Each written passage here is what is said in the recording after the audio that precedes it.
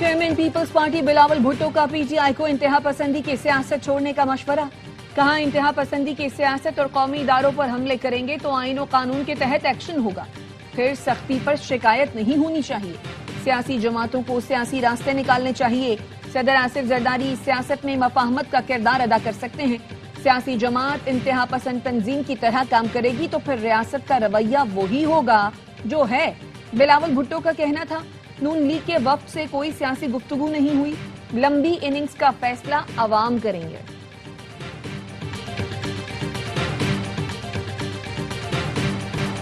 پاکستان کی مؤثر سفارتکاری نے وائٹ ہاؤس کا ماحول بدل دیا. برطانوی جریدے دی ٹیلی گراف نے پاکستان کی سفارتی فتح پر مہر لگا دی. آرٹیکل میں لکھا ٹرمپ کے پہلے دور کی تنقید کے باوجود پاکستان نے واشنگٹن میں دوبارہ مضبوط جگہ بنا لی. واشنگٹن میں بھارتی لابنگ کے باوجود اس بار پاکستان کو واضح سفارتی سبقت ملی. پاکستان کو کئی ممالک کے مقابلے میں بہتر تجارتی ٹیرف رعایتیں دی گئیں. وزیر اعظم اور فیلڈ مارشل سید عاصم منیر کو اوول آفس میں براہ راست رسائی ملی. پاکستان نے محض بیانات نہیں ٹھوس نتائج دے کر اعتماد حاصل کیا. پہلگام واقعے کے بعد خطے میں جنگ کا خطرہ بڑھ گیا.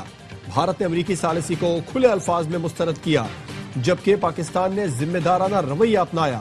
پاکستان کا ٹرمپ کو نوبیل انعام کے لیے نامزد کرنا غیر معمولی سفارتی اقدام تھا. وائٹ ہاؤس کو غیر روایتی سفارتکاری سے ہینڈل کیا.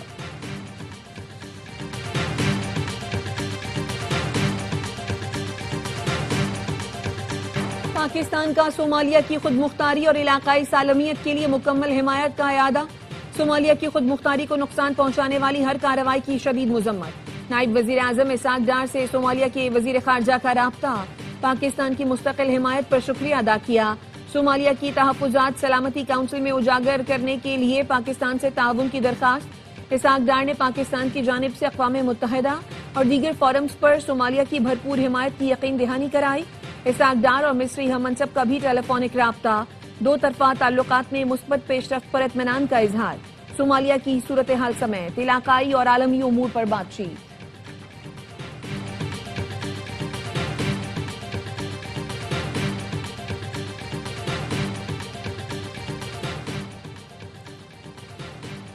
اسلامی ملکوں نے اسرائیل کی جانب سے صومالیہ کے خطے صومالی لینڈ کو تسلیم کرنے کو یکسر مسترد کر دیا. اسلامی تعاون تنظیم اور 22 اسلامی ممالک کے وزرائے خارجہ کا مشترکہ اعلامیہ جاری. اسرائیلی فیصلے کو بین الاقوامی قانون اور اقوام متحدہ کے چارٹر کی خلاف ورزی قرار دیا. اعلامیہ میں کہا گیا ہے کہ اسرائیلی اقدام افریقہ، بحر احمر اور عالمی امن کے لیے سنگین خطرہ ہے. اسلامی ممالک نے فلسطینی عوام کی جبری بے دخلی سے کسی بھی ممکنہ تعلق کو مسترد کر دیا. فلسطینی عوام کو ان کی سرزمین سے نکالنے کی کسی بھی کوشش کو ناقابل قبول قرار دیا.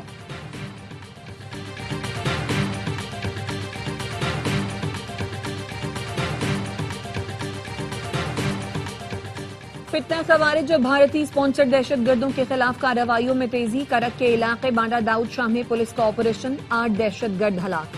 خارجیوں کے متعدد ٹھکانے تباہ کر دیے گئے. بلوچستان کے ضلع قلات میں سیکیورٹی فورسز نے 4 دہشت گردوں کو ٹھکانے لگا دیا.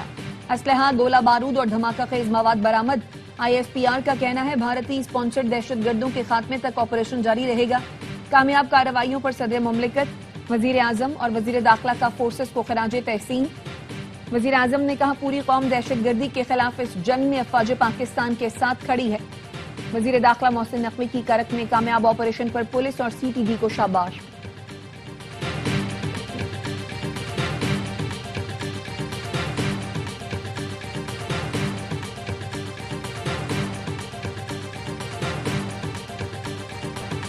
یکم جنوری سے اسلام آباد میں بغیر ایم ٹیک گاڑیوں کے داخلے پر پابندی ہوگی. وزیر داخلہ محسن نقوی کہتے ہیں اسلام آباد پاکستان کا پہلا کیپٹل سمارٹ سٹی بنے گا. محسن نقوی اور وزیر مملکت ہلال چودھری کا سیف سٹی ہیڈ کوارٹرز کا دورہ. جدید ٹیکنالوجی کے ذریعے امن آبا کے اقدامات کا مشاہدہ کیا. وزیر داخلہ محسن نقوی کی زیر صدارت سیف سٹی ہیڈ کوارٹرز میں اجلاس.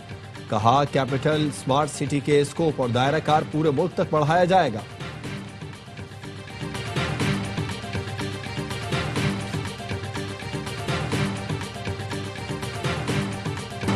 عمران فاروق کو بانی MQM نے قتل کروایا. رہنما MQM پاکستان مصطفیٰ کمال کا الزام. پریس کانفرنس میں کہا ساری تفصیل ہمارے پاس ہے. برطانوی عدالت میں پیش ہونے کے لیے تیار ہوں. عمران فاروق کے بیٹے لندن جا کر درخواست دیں. استدعا کریں میرے والد کے قاتلوں کا پتہ لگایا جائے. نام نہاد قائد تحریک نے عمران فاروق کی اہلیہ کی لاش پر واویلا مچایا. وہ پیسے کے محتاج ہیں. میت پاکستان بھیجنے کے لیے انہوں نے دنیا بھر سے چندہ جمع کیا. اسکاٹ لینڈ یارڈ نے 6,000 پاؤنڈ مانگنے والے کے تکیے کے نیچے سے 5 لاکھ پاؤنڈ برآمد کیے تھے. بانی ایم کیو ایم میری قوم اور اس کے بچے کھا گیا. ایم کیو ایم میں کچھ ننھے بنتے ہیں, پتا سب کو سب کچھ ہے.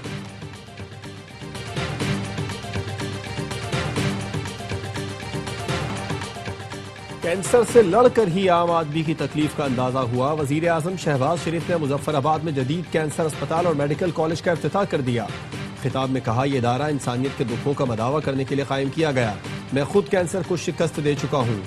اس وقت مہنگا علاج برداشت کر سکتا تھا, لیکن اس ملک کے عام آدمی کی تکلیف کا اندازہ لگائیں. انسانیت کی اس سے بڑی خدمت نہیں ہو سکتی. وزیر اعظم نے Kashmir institute of nuclear medicine, oncology and radio therapy کے مختلف حصوں کا دورہ بھی کیا.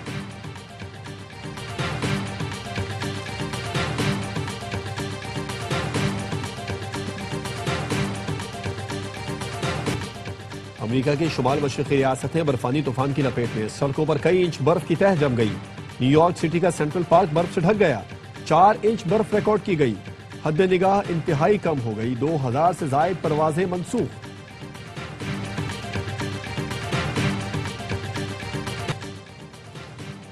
آرٹس کونسل آف پاکستان میں عالمی اردو کانفرنس کا آخری روز. مختلف موضوعات پر سیشنز اور کتابوں کی رونمائی. اینکر پرسن وسیم ادانی کا عمران اشرف سے مکالمہ. شرکا کی بھرپور دلچسپی. بلوچی ادب و ثقافت, سندھی ادب, اردو افسانہ اور پاکستان کا ترقی پسند ادب پر گفتگو. پاکستان اسپورٹس کے چیمپئنز پر سیشن میں لیجنڈز کی شرکت. قوالی نائٹ کے ساتھ کانفرنس کا اختتام ہوا.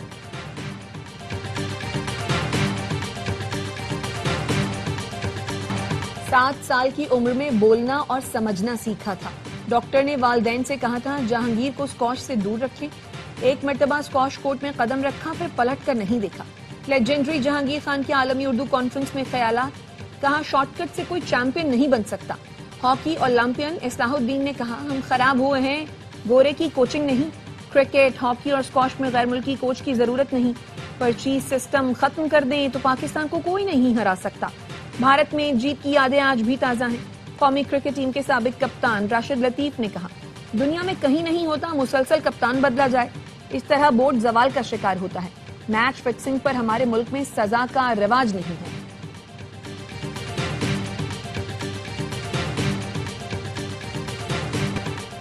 صدر آصف زرداری اور چیئرمین پی پی بلاول بھٹو کا نوڈیرو کے قریب کھیتوں اور شوگر مل کا دورہ.